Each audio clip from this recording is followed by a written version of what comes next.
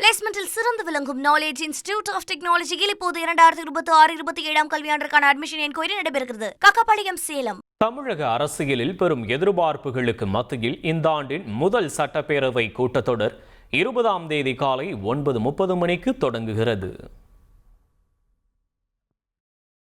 ஆளுநர் ஆர்.என். ரவி உரையுடன் தொடங்கும் இக்கூட்டத்தொடர் சுமார் 4 நாட்கள் வரை நடைபெறும் என எதிர்பார்க்கப்படுகிறது. கடந்த 2023 முதல் தமிழக சட்டப்பேரவையில் ஆளுநர் உரை என்றாலே சர்ச்சையும் மோதலும் தொடர்கதையாகி வருகிறது.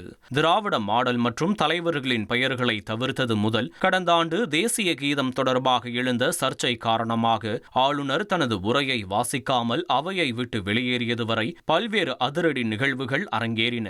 இந்த சூழலில் 2026 சட்டப்பேரவை தேர்தலுக்கு முன்னதாக நடைபெறும் மிக முக்கிய தொடர் என்பதால் இம்முறை ஆளுநர் தமிழக அரசு தயாரித்த உரையை முழுமையாக வாசிப்பாரா என்ற பலத்த எதிர்பார்ப்பு நிலவுகிறது.